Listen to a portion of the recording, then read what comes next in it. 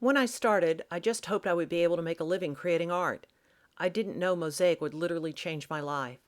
Just putting one piece down and then the next has led me on an incredible journey. One tessera at a time is the mosaic artist's connection to the past. Every mosaicist, whether contemporary or ancient, takes one piece, makes choices about it, and sticks it down.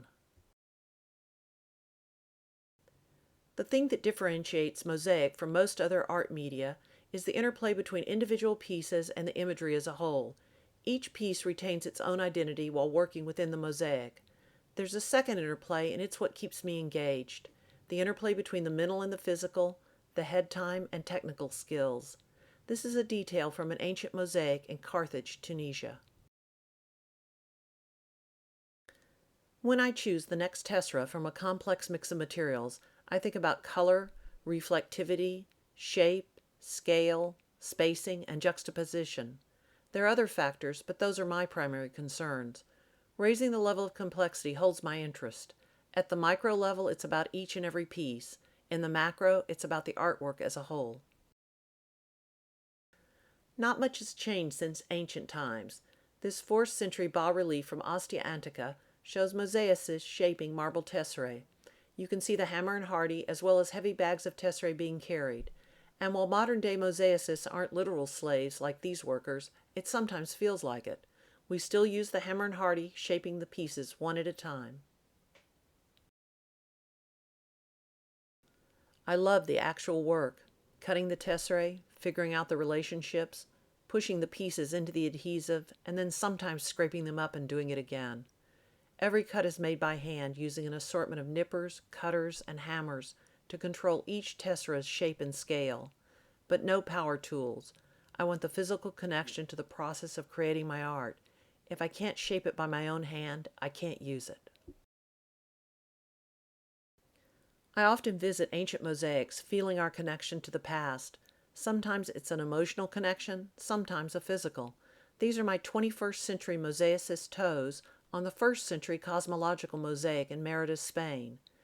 Even though I work in a contemporary style, there's much to be learned from the ancients by studying the choices made, the laying decisions, spacing, and all the varied factors at the heart of good mosaic. The opportunity to study a huge variety of ancient work has informed my personal style. Riverscape is an early work mixing multiple materials in an ungrouted direct technique. I was excited by the differences in height and reflectivity between the smalty, marble, pebbles, and glass tile. I saw new ways of working that I hadn't imagined.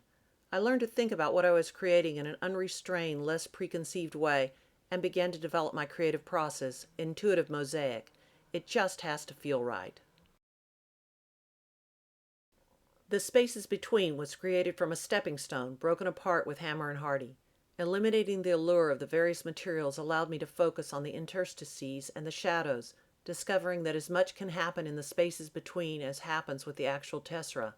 Now I always work on a mosaic from 2 points of view, balancing consideration of the positive spaces or tessera with a focus on the negative spaces or interstices. Hopefully my work is evocative rather than descriptive. I remain fascinated by the contradiction of micro versus macro and the question of point of view. Is this a slide under a microscope or a view from outer space? I want my audience to look at the world around them with different eyes after seeing my work. Creating permafrost was difficult and time-consuming, but the deceptively calm and tranquil result was worth it. Creating commissions is different from individual works of art. There's a client, client groups, a budget, plus practical considerations. And then there's the art. All those things have to pull together just like the tessera. Lots of things to balance. A successful project means everybody's happy, including me. This is the point in the installation when sitting down is good, but getting up again is hard.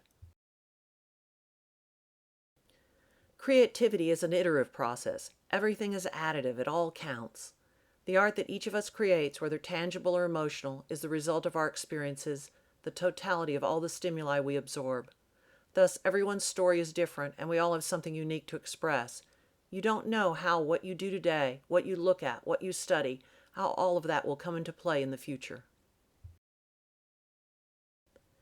This is Aquasphere in the new Center for Cancer and Blood Disorders at Children's Medical Center of Dallas. The floating mosaic elements evoke a serene and tranquil underwater world. When I'm designing a commissioned work, my sketches for the client are intentionally rough. I don't want to be held too tightly to a drawing. I want the mosaic to develop as the differing materials begin to work with each other, as the forms find their shape.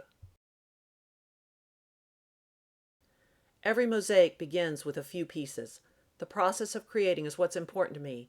The active selection of one tessera over another, the decisions that evolve from every choice, the discoveries made, and what I learn when something's wrong and I have to scrape it up.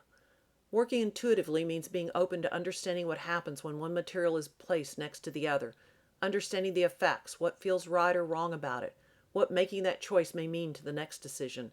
Being ready to see, ready to make changes, relating materials and forms to each other. Understanding when there's synergy between the materials, creating an effect that's greater than the individual materials on their own. I spend a lot of head time thinking about a mosaic before cutting the first tessera. I start with the idea in my head and I do my best to keep that as unformed as possible. If I know too much about where a mosaic is going, the work doesn't hold my interest. The process of discovery is what keeps me engaged. If it's easy, I'm seldom satisfied. Each mosaic becomes an exploration with unlimited possibilities.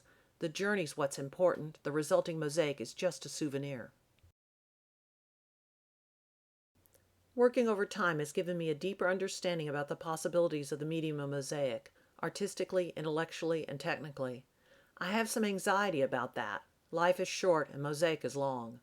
This is Depth Finder, the first mosaic by an American to enter the permanent collection of contemporary mosaic art at the Museo d'Arte in Ravenna, Italy.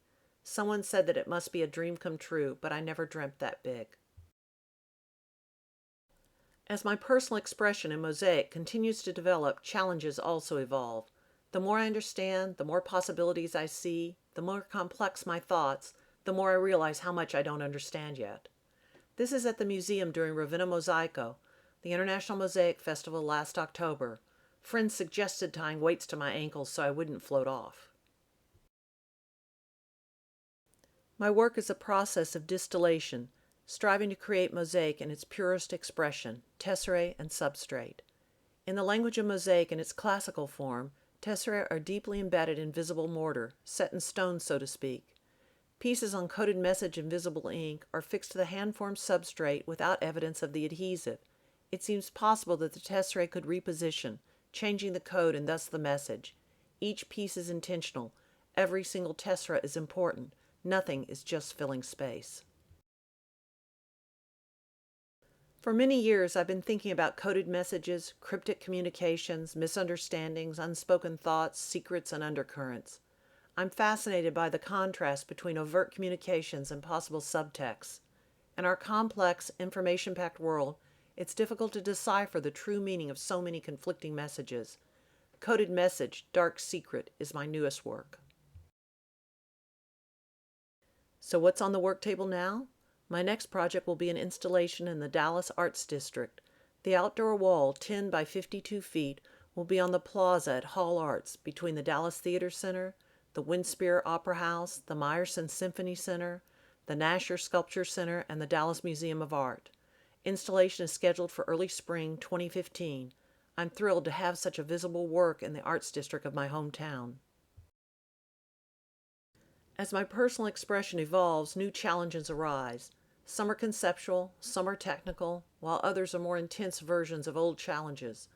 Choosing to create with a broad range of materials raises the complexity beyond just cutting a piece to fit. The work is engrossing and consuming and challenging and hard, and I wouldn't do anything else.